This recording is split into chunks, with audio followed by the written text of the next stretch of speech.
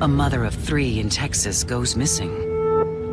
To get through it, I have to put myself in the frame of mind. She's not my sister.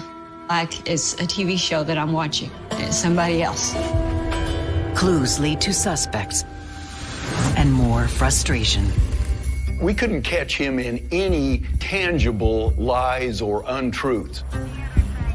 But the family will stop at nothing to uncover the truth. I was not going to live the way I'd been living. I had to have that justice. I looked him in the face and I told him, I know you did something to my sister, and I will find out. And I will make you pay.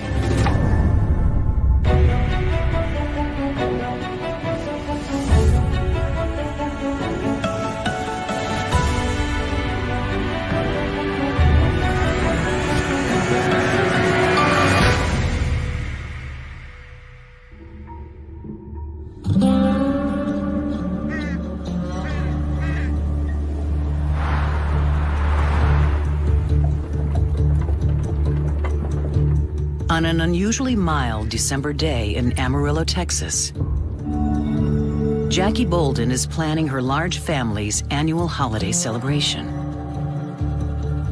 when she receives some troubling news. Barak, my son-in-law, called me on December 8th. Barak, what's going on? He wanted to know where Cathy was. Of course, I didn't know where she was. I had no idea where she was. What do you mean she hasn't been home all night? That's when I began to get alarmed. I was very alarmed. Have you called her friends?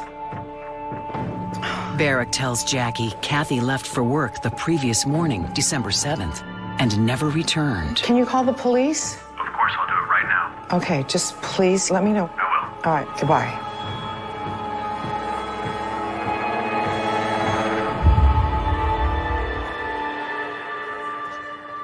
The report that came in was for a missing person.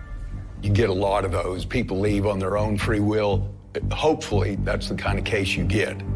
This one was Cathy Barnum was missing. Right away, you want to find Cathy. You know she's out there. The question is, where?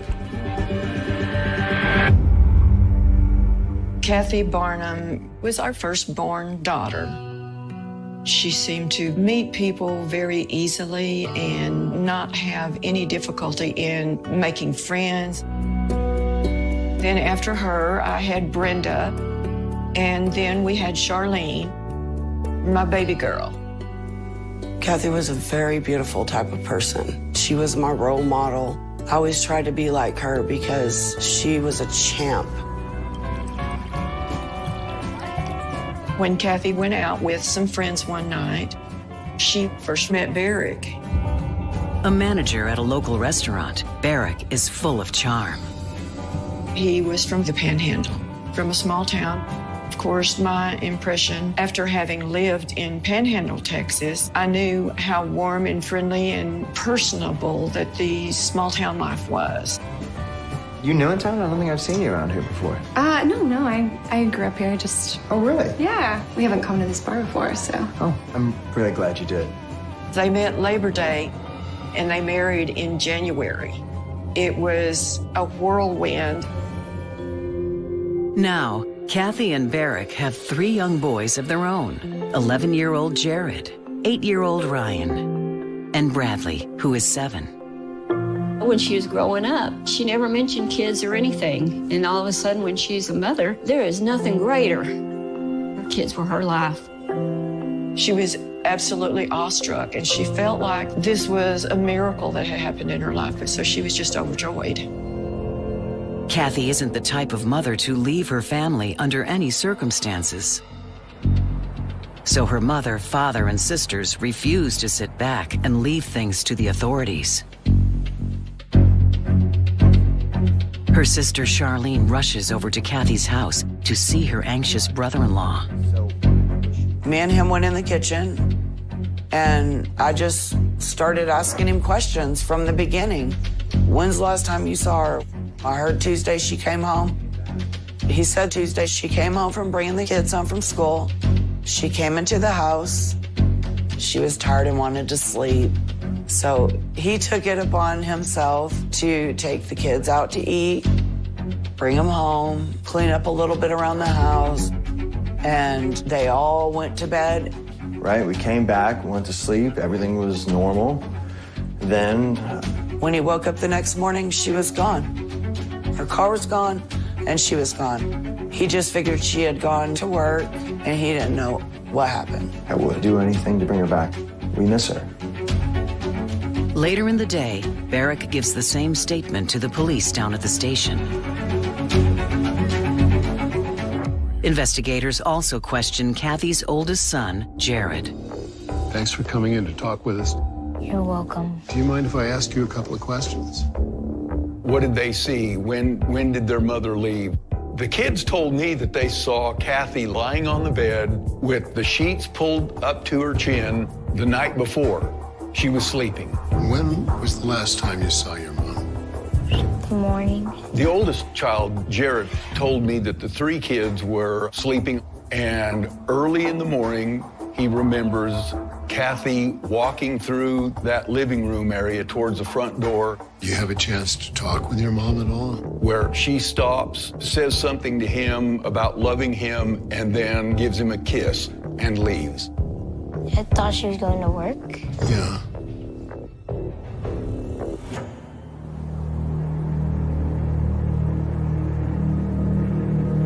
Cathy's husband, Barak, welcomes officers in to search their home, hoping to find some clue of where Cathy may be.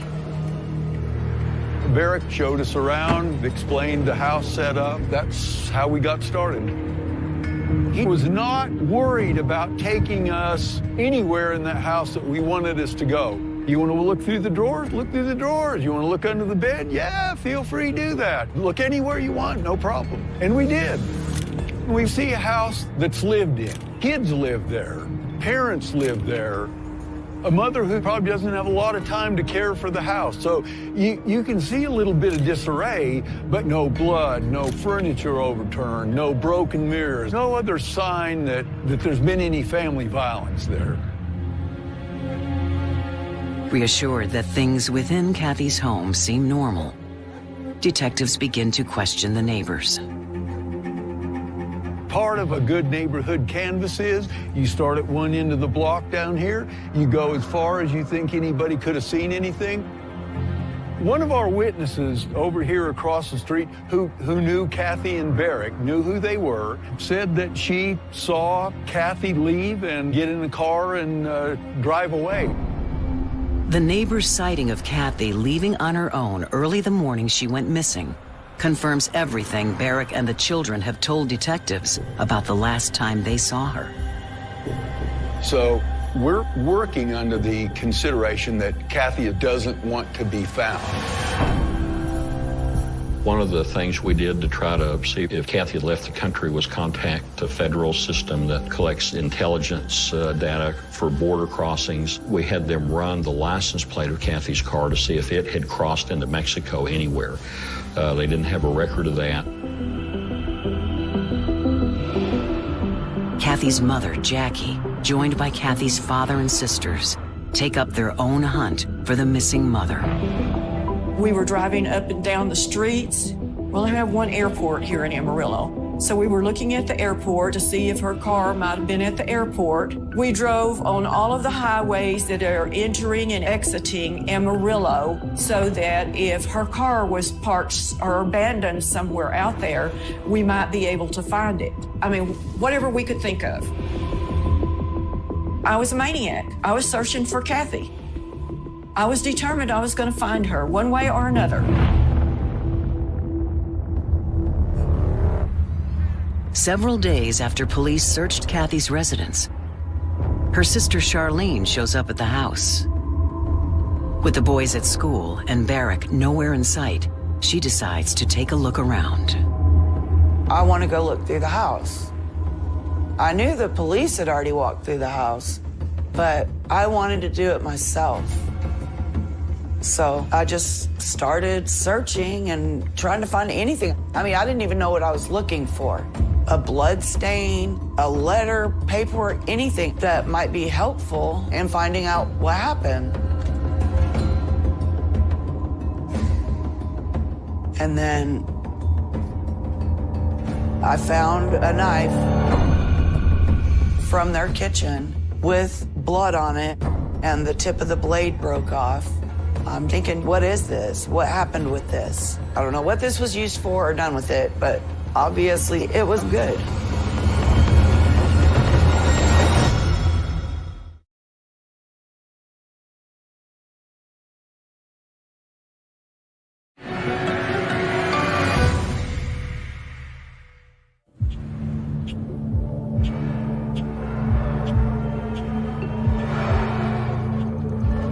More than a week after mother of three, Cathy Barnum, went missing. A bloody knife found in the house ignites new fears of violence. Until police get a call from the local hospital. It turns out Cathy's husband, Barak, after dropping his children off at school, came home and stabbed himself. He was so overwrought by Cathy being missing and everything the way he saw life that he just decided to end it all. I know it seems overwhelming, but we need you in one piece, okay? It was a kind of a pathetic kitchen knife, and stabbed himself in the chest with it. It broke, and the end went sailing off. You gotta take care of yourself, Barak. I just couldn't do it anymore, Detective. Do it for Cathy. But behind his friendly concern, Detective Tenbring can't help wondering if Barak may have hurt himself out of guilt for hurting Cathy. They ask him to take a polygraph test.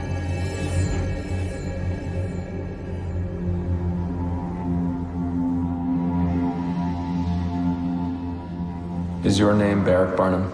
Yes. Is Cathy Barnum your wife? Yes. Do you know where Cathy Barnum is? No, I do not. You look for verbal clues that tell you that this person is not telling the truth. You didn't exhibit any of those. He always talked about Cathy in the present tense. He never alluded to the fact that he thought she was dead. Barak came across very much that he missed Cathy. The lie detector test takes Barak off the suspect list. Hoping to drum up new leads, investigators dig into other aspects of Cathy's life, including the company she started. Hi, I just have a couple of questions about Cathy. Sure. I was able to talk to an employee of the medical credentialing business owned by Cathy. Tell me a little bit about the company. Well, it's a growing company, and it's got its struggles. It's a little touch and go, but I mean, we've all been pitching. One of the things that I was told early on by Jackie was that this was a very successful business. There's money in this business. We want to know where it is. But when I talked to a few of those investors, they were all out money and didn't see any result in their investment, and they're very unhappy about it. Randy looked at Cathy's bank statements. I think they were overdrawn as well, so they really didn't have any cash assets at all.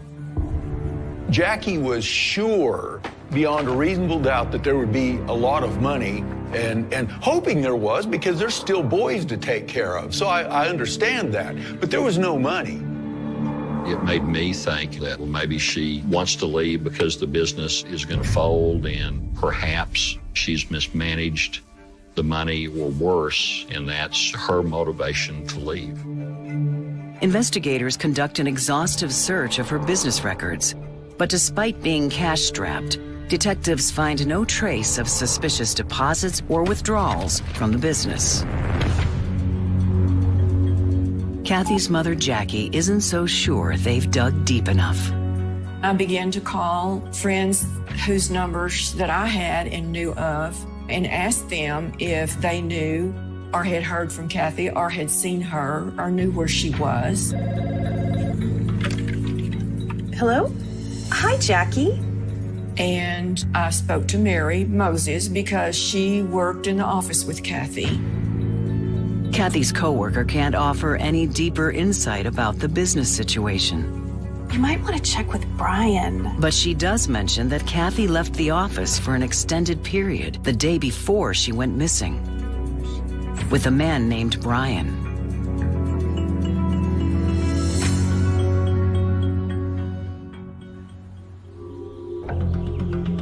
When Jackie goes to speak with him, Brian admits he saw Cathy that afternoon. Yeah, I was with her, actually, the afternoon before she went missing. But it's what he shares next that stuns Jackie. He goes on to say that he and Cathy had been romantically involved for several months. Brian had just recently joined the church, and so he and Cathy ended up meeting through those meetings at the church. And then they started seeing one another outside of the church. Jackie had known that Cathy and Barak had been having some marital problems over the last year, and that Cathy had been going to church more often. But she had no idea her new friend from church had become her lover. Despite her surprise at learning her daughter's secret, Jackie stays focused on finding out what Brian knows about the day she disappeared. As soon as he got off of work, he went over to Cathy's office, and he says Barak called her and asked her to pick the boys up. And so she asked Brian to ride with her. And between the office and Cathy's house, he said, you know, Cathy, I'm not feeling comfortable about this. I don't want to do this. You know, with the kids and Barak, it doesn't feel right. Of course, I totally understand that. He told her, just drop me off at my house. And after you pick Jared up and drop him off, then come back and pick me up. That was it. She didn't go pick him up. She didn't go back to work. She didn't call. Nothing. Brian tried to call Cathy and got no response. He figured she couldn't leave her kids that night, so he gave up trying to reach her. After Jackie fills detectives in, they pay Brian a visit. Hi there. Hi, Detective Tenbrink. Detective Gilmore. Gentlemen. Hi, could we ask you a few questions about Cathy? Cathy Barnum? Do you mind if we come in? Is that really necessary? Not necessary. But it would be very helpful to us. Sure, yeah. Come in.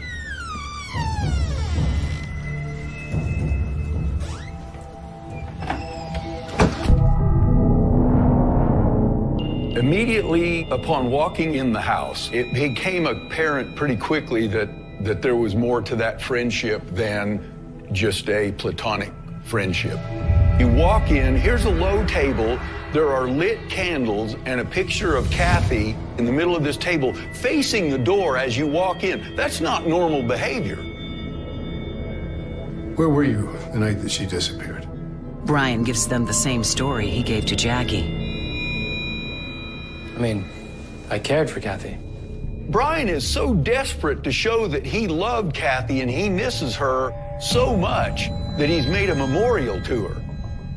Brian came across as trying to be very concerned about Cathy when it was pretty obvious, at least I thought, that he was pretty concerned about us thinking that maybe he was involved in this in some way. Brian immediately becomes a person of interest. First, he doesn't have a real good alibi for the time frame in which Cathy disappears. Cathy could have told him that she was going to break up with him, and that made him mad. She could have asked him for money, and that made him mad.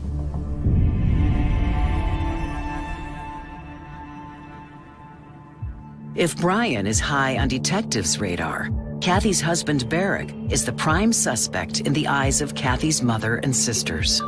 With Cathy's marriage on the rocks, having a new man could have sent Barak over the edge.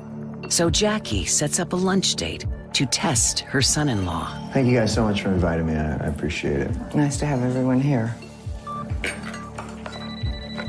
You know what? I'll grab it. I'll get it. No, I got it. I had just sat down at the table, and the phone rang. He reached over and grabbed the phone and answered it. Hello? And he was pacing back and forth, pacing back and forth. Yeah, yeah, Click. Walk out the front door. Barak? Jackie will soon learn that the strange call holds the first real lead to finding her daughter.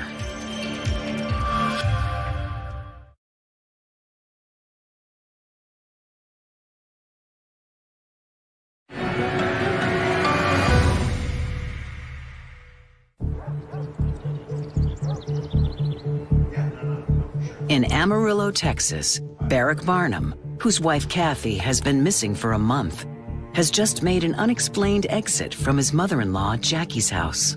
Barak? What was that about? Are you kidding me? Now, just an hour later, You guys. he rushes back in the house with a friend who has incredible news. Then they come back to my house, they bust in the front door, they're screaming and they're yelling. We just found Cathy's car. What? Yeah, he found it. Cecil called me and told me he found it. Yeah, Where? I found it at the park. My hopes were always, if we find the car, then we'll find out what happened to Cathy. Come on, let's go. Okay, Let's go. Come on, come on, come on. Jackie and her daughters alert the police, who meet them at the scene. It was just happenstance that a friend of Barak's had been driving by this condominium complex and thought he saw Cathy's car there. Before I even pulled into the parking lot, I knew that was her car. The doors to the vehicle are open, but the trunk is locked, and the keys are nowhere in sight. No blood is visible, but Cathy's purse and a small travel bag are found. And I got a call from my friend Cecil. He was driving around and I guess recognized it. Cecil found the car. Yeah. Police want to better understand the relationship between the two men. So you're friends with Barak? Yep. Close friends? Yeah, we're good friends. Okay.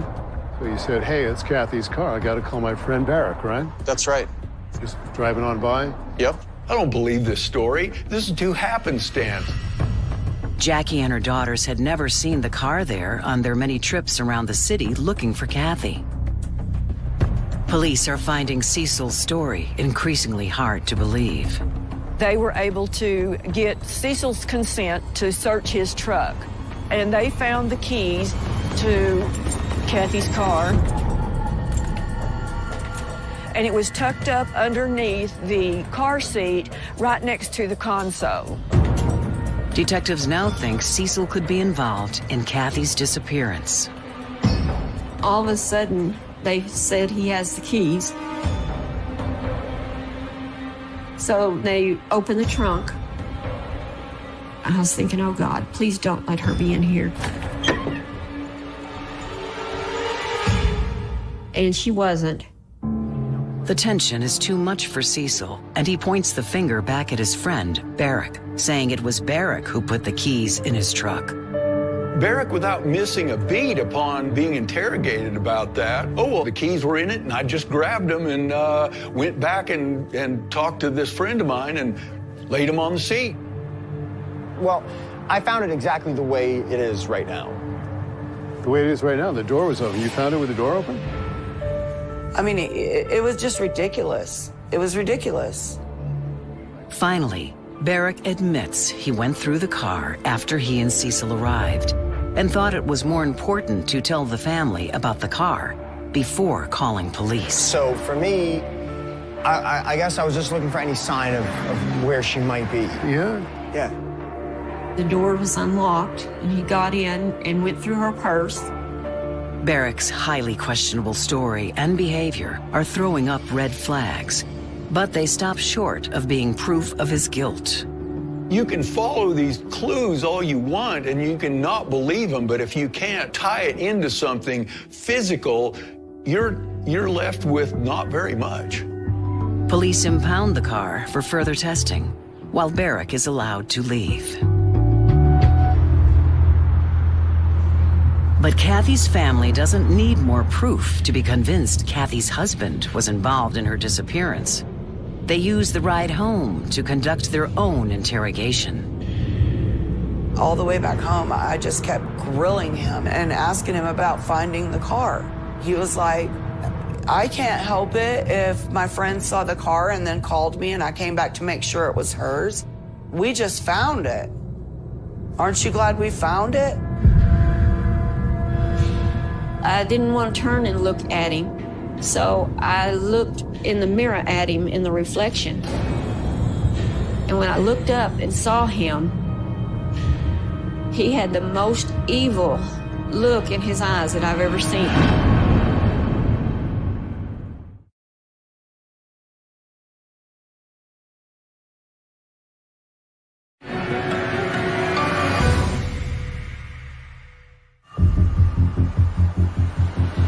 In Amarillo, Texas, the car belonging to missing mother Cathy Barnum has been found after a month.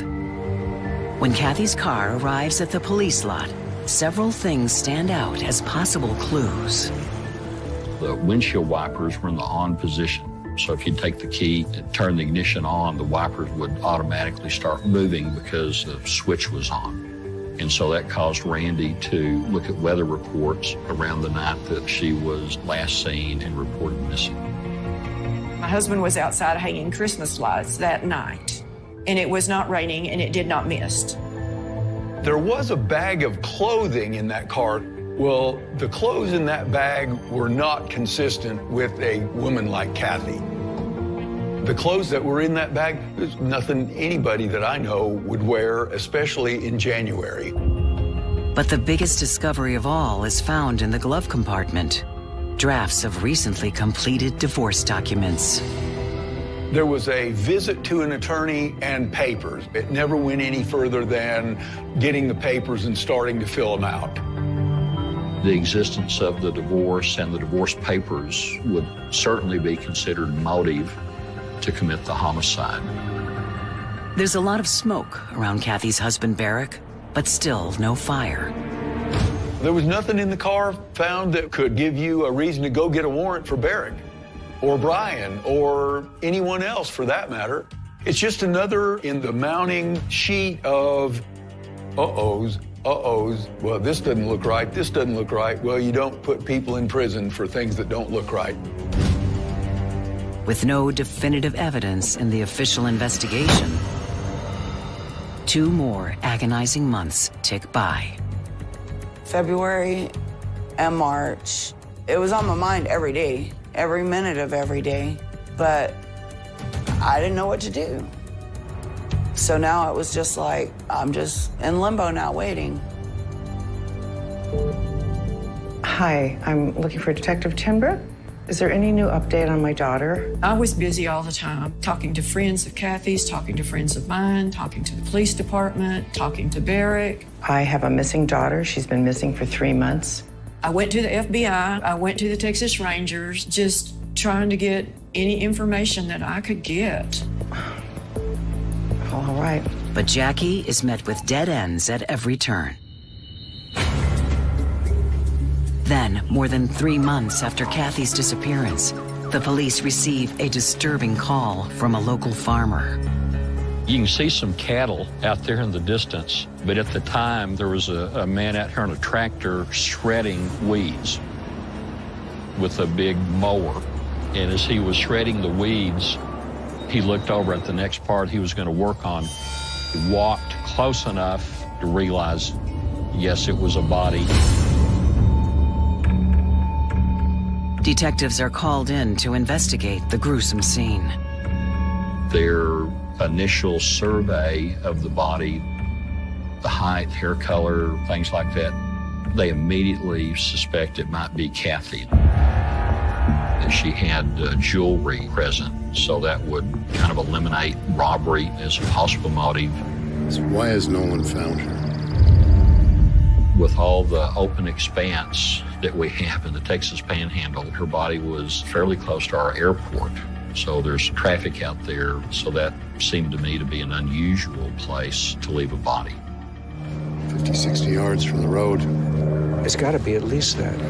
It gives you some idea of the offender's ability to carry the body that far. It wasn't buried, so it indicates some kind of haste in placing the body there.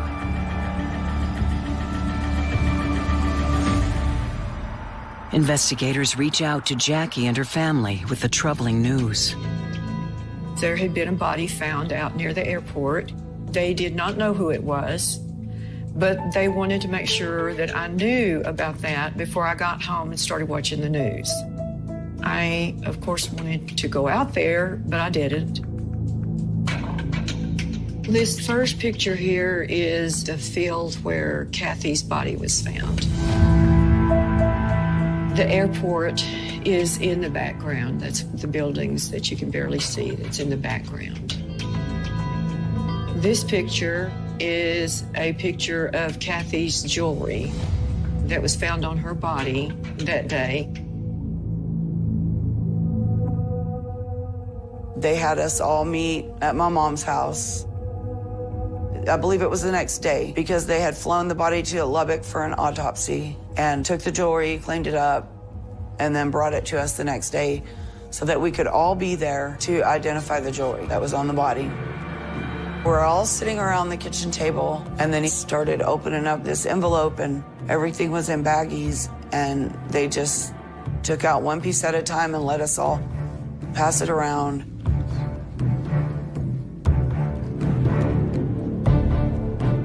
The bracelet, as soon as I saw it, I knew it was hers, and I just broke down.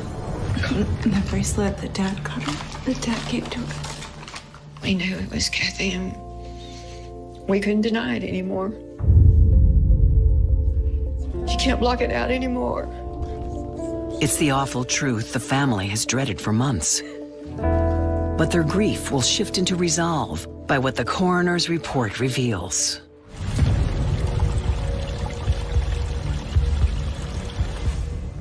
The autopsy said the cause of death was strangulation. That also allows us to better interrogate a suspect because we know how she was murdered, and so that gives us some insight to, was there a big fight, or was a gun used, a knife used, you know, those types of things. The body is too decomposed to identify any signs of sexual assault.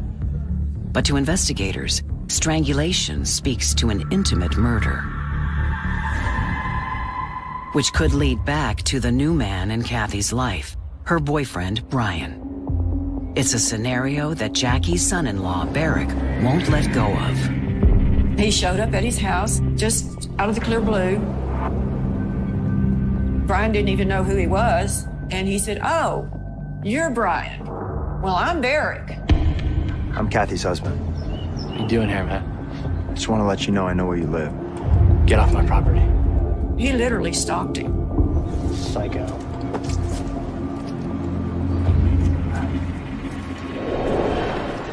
The possibility that either man could be Cathy's killer leaves an agonizing cloud of uncertainty as she's finally laid to rest.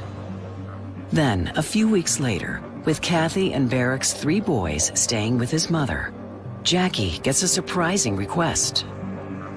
Barak had called us down to his and Cathy's house and told us to go through there and get out what we wanted. And I thought, that's kind of odd that you're wanting to get rid of their stuff. I mean, you know, we all wonder, is he going to move away where we can't talk to him anymore, something like that. But again, unless we can file charges on him, we really can't prevent him from doing that. As they pack up Cathy's belongings, Brenda discovers a chilling clue buried deep in a folder.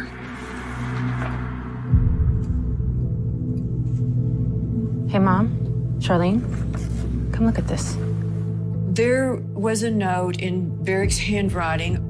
The page comes from a file with a date marked well before Cathy went missing. And it said car, and it said insurance, and it said all these debts that were going to be paid off and the amount of them. And at the very bottom was funeral.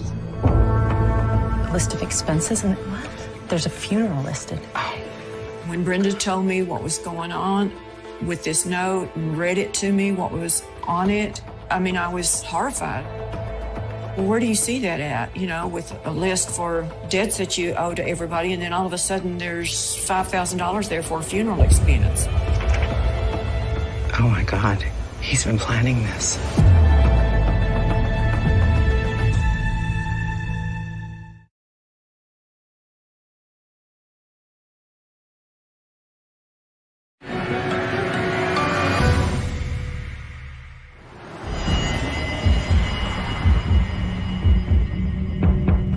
Come look at this.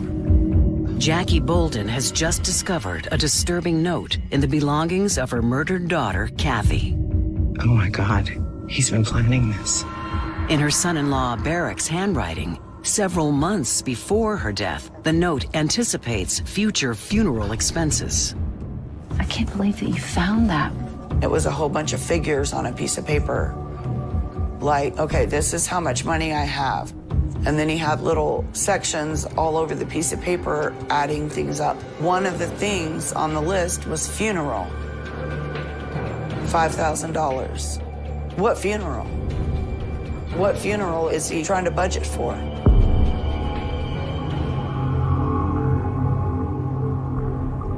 The file also refers to a life insurance policy. Now they set out to find it. I got the city directory for 1994. We went through that, and every insurance company was mailed a letter saying that she was missing and that her body had been found, but we were trying to locate an insurance policy on her. Yes, this is Jackie Bolden. Oh, you do have a policy on my daughter? Ultimately, we did get a message from the company that had the insurance policy on Cathy. She let it lapse?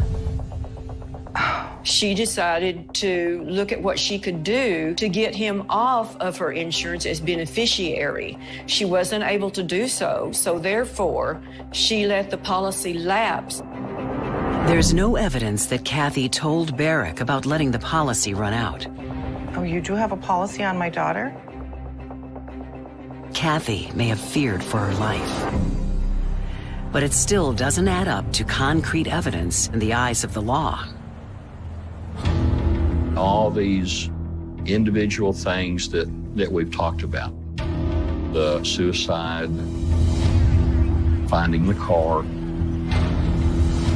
a note about paying for a funeral, things like that, that may be a good circumstantial case, but we don't have enough yet to be anywhere close to filing charges on him. Looking to build their case against Barak, detectives re-interview his 3 sons, the only potential witnesses they may have. And this time, Cathy's son tells a different story than the one police got almost 5 months earlier when he was first interviewed. The morning you saw your mom. I never saw her in the morning. You didn't see her in the morning.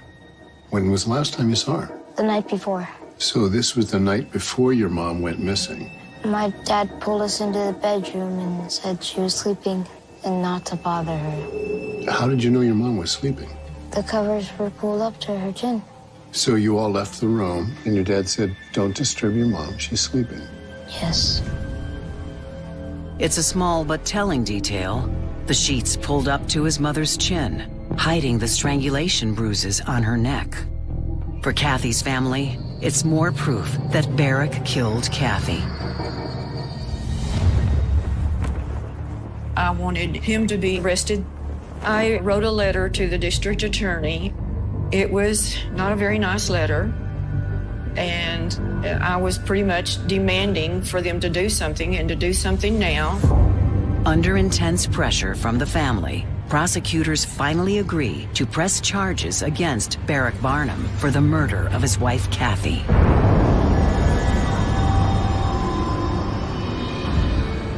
At trial, the prosecution lays out what they believe happened that warm December night over 3 years earlier.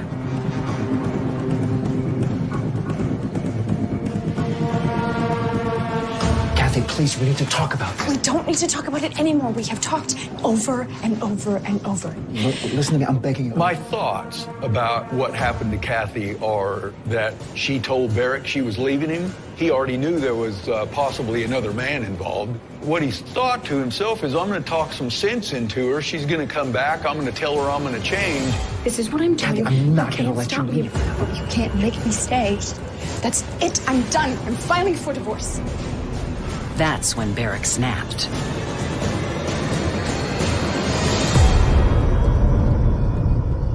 He's then put in a position to start making an alibi right there. And that's what he did with the whole showboat thing about putting her in bed, telling the kids she's asleep. Everything he did at that point was to make it look like Cathy was alive when she left the next morning and didn't return.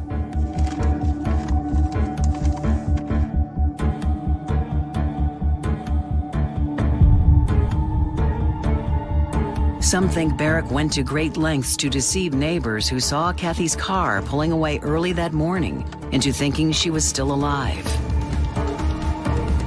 He then drove out to the airport, dumped his wife's body, and returned home.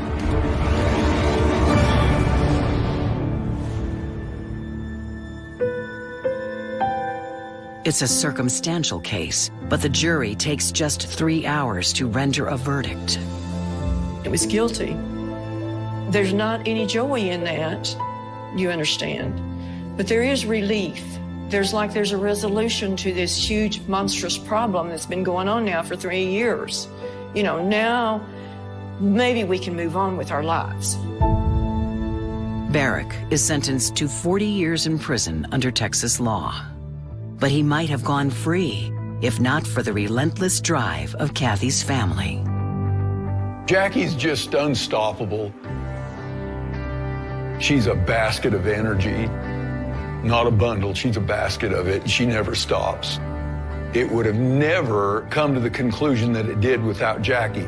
There wasn't anything that Jackie Bolden wouldn't do. She didn't call me once in a while and say, hey, what's going on with the case, Tim Brink? No, she was active. She called you and she wanted updates. She was a ramrod. She promised Cathy she would never give up, and she didn't.